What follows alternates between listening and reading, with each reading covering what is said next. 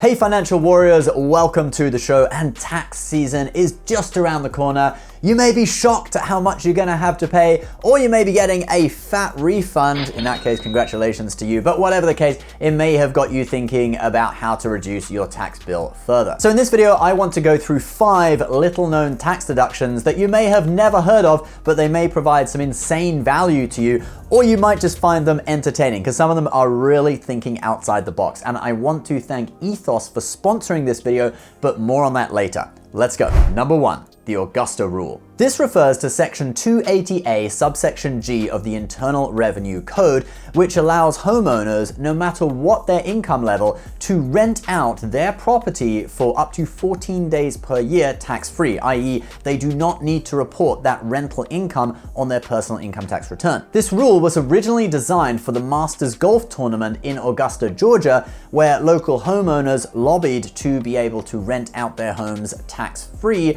to people attending the tournament. So let's say I want to go on vacation to Vegas in the winter to avoid the ridiculous weather we get here in the Northeast. Now I could rent out my house as a short-term rental on Airbnb. I don't know why anyone would want to rent it. Maybe they want to go snowshoeing or something. But the cool thing is, since it's a short-term rental on Airbnb, you can get a higher rate than you would renting it to just a normal tenant. It's a bit cold out here. Let's go inside and I'll tell you all about it.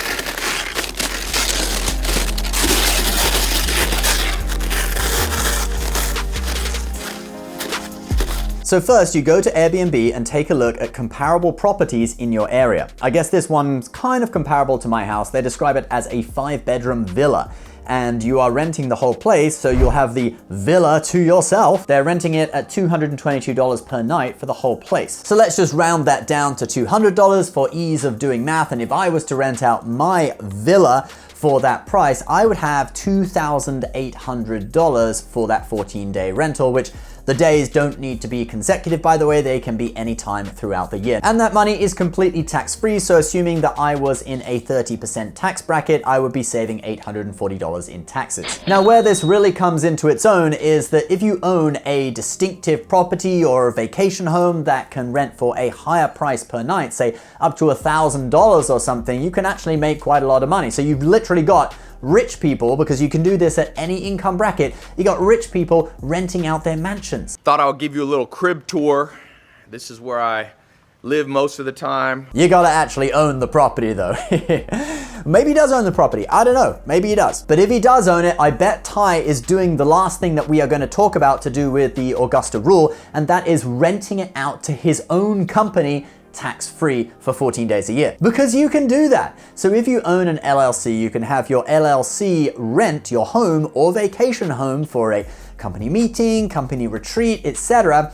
And they pay that money to you, and the company gets a deduction for the rent it paid, and then you get to earn that money completely tax-free because of the Augusta rule. Of course, talk to your CPA before you try this, but those are the principles of it. All right, let's move on. Number 2, life insurance. Now, life insurance is something that a lot of people overlook because they think it sounds too complicated, but life insurance can get you tax deductions in 3 main areas. First is the death benefit, and I know it's kind of dark, but if you die, your heirs will receive a payout from the insurance policy, which in most cases will be completely tax-free. And depending on the size of the policy, that could be a payment of several $1,000,000 tax-free, since technically it's a payout from an insurance policy, so it's different from a standard inheritance. With permanent life insurance, the money inside your policy grows tax-deferred, and in addition, you can take out loans against the value of your policy. And these loans are tax-free money, as long as you repay the loan or manage your policy correctly. You can then use that money to invest in other assets that could bring in passive income for you. Things like rental properties or stocks or YOLOing it all into GameStop. No, I'm just kidding on that one. Just remember, if you don't pay back the loans, the death benefit to your heirs can be decreased to pay off the loan balance. Whether it's taking loans from a whole life insurance policy or other loans in general, since the debt is tax-free, debt is a really big way that rich people make money. Since debt is tax-free, they'll often use it to invest in other assets and then have those other assets pay off the debt without having to pay a penny in taxes. The reason I want a lot of debt is because my hamburger business is paying for my debt. Is that tax-free? That is. Now, in addition to the tax benefits, life insurance is a great way of giving you peace of mind that nothing will happen to your loved ones if you were to pass away. 40% of American families would be in financial trouble within 6 months if their primary wage earner was to pass away. A big reason for that is because 50% of households don't have life insurance. So that brings me to the sponsor of today's video, Ethos. They take the confusion and hassle out of applying for a life insurance policy. You can apply in just 3 easy steps with no medical exams required. You only need to answer a few health questions. Ethos can provide a term policy, or if you're over 65, a whole life policy. You can use the resources on their site to research what policy is right for you. When you are ready to apply, you can go through the application and check out what coverage you are offered without having to pay an application fee, and you are under no obligation to take it. But if you do decide to take out a policy, it will open up a world of tax and financial benefits for you and your heirs. If you want to learn more about Ethos or apply, you can check out my link below. Number 3, tax-free hot tub. Oh, hey guys, just checking out my new hot tub, and yes, she is tax deductible. You see, the IRS allows you to deduct things like hot tubs as medical devices as long as they are prescribed by a doctor. Swimming pools count for this too. Now, why might a doctor prescribe a hot tub or a swimming pool? Well, it could be for things like arthritis, chronic back pain, depression. Chronic back pain. So hit me in the back, not too hard, but make sure you leave a bruise. All right, go. Up.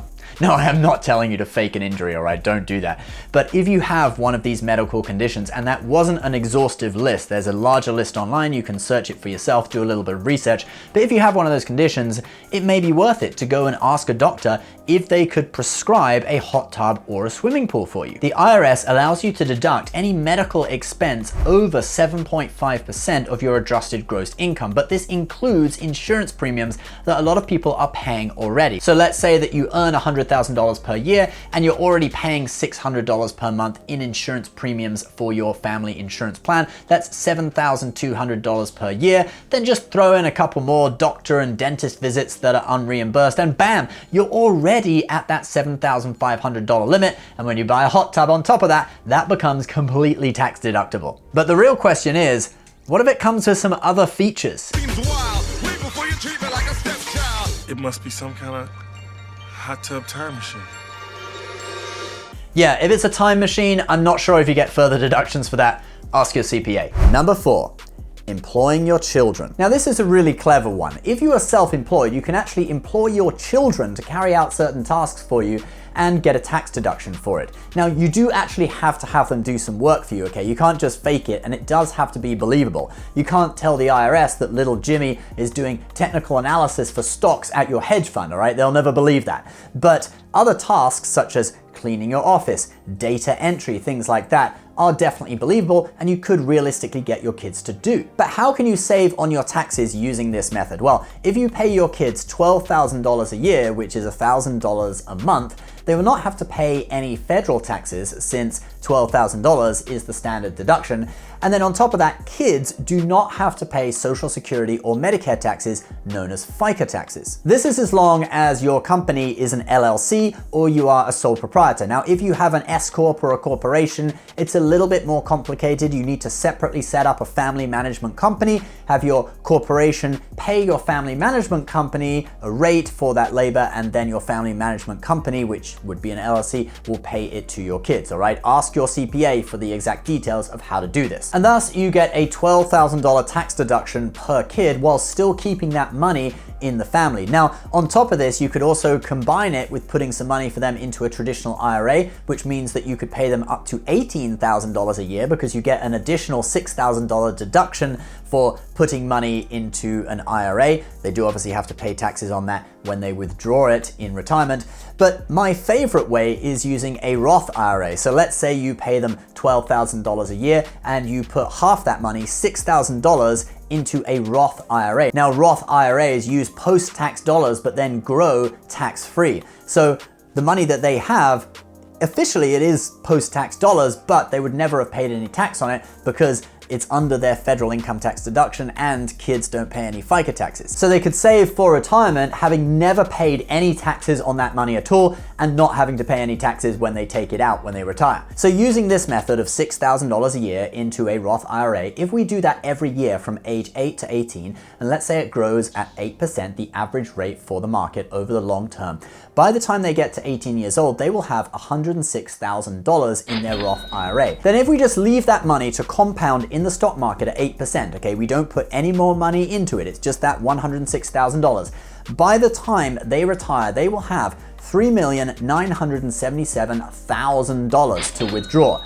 And remember, that's completely tax-free. So they will have earned up to $4 million completely tax-free. So this is a great way to get an extra $12,000 tax deduction per kid for you. Let's face it, you're gonna spend some money on your kids anyway, so you might as well pay them, get the tax deduction for it, and then have little Johnny buy his own new winter coat or buy his own school lunchbox with his money. But the real winners here are the kids, because if you use the Roth IRA method, you basically have the opportunity to set them up for life by the time they are 18. They will never have to think about investing for retirement in their lifetime at all. All right, now for our last tax deduction that you need to know about. Number 5, the G Wagon deduction. Ever wondered why so many online influencers drive Mercedes G Wagons? Well, for some of them, maybe it's just because it's a cool car and they're following the trends, but for a lot of them, there is a deeper meaning behind it. It is because the Mercedes G Wagon weighs over 6,000 pounds, which qualifies it for a higher deduction under something known as Section 179 of the Internal Revenue Service Tax Code. This means that when a vehicle is bought in the name of a business, you can get a deduction for the entire cost of the vehicle that year instead of having to depreciate it over several years. And because the G Wagon is over 6,000 pounds, it fits into this category of vehicle. Now, it is a little bit more complicated than that because Section 179 puts a $26,000 cap on the amount of depreciation that you can claim in the first year, but then there's something else called bonus depreciation, and the Tax Cuts and Jobs Act of 2017 increased bonus depreciation to 100%. So in effect, the G Wagon does actually become 100% deductible in its first year. Now, bonus depreciation in the year 2022 is still at 100%, but as of 2023, it's gonna go down to 80%, and then it's gonna go down each year after that. But right now, fully tax deductible first year, and the price of the G Wagon starts at $133,000. Now, there are more limitations, okay? So don't think that this was an exhaustive guide. The car does have to be used over 50% for business, and technically you can only deduct the percentage that you actually use it for business, so you might not be able to deduct the full amount. Maybe it's only 80% used for business or something like that. So do consult your CPA about this, but this is a very popular deduction, and for this reason, many car manufacturers actually make their cars weigh 6,001 pounds or just over 6,000 pounds to entice people to buy them in order to get this deduction. Many luxury car dealers also advertise this deduction and which models qualify for it on their website. All right, guys, thank you so much for watching. Do leave your comments below. Which one of these deductions was your favorite? I'd love to hear your thoughts. A big thank you to Ethos. You can check out their service below in the links as well. Please subscribe if you're new, and we'll see you next time. Bye-bye.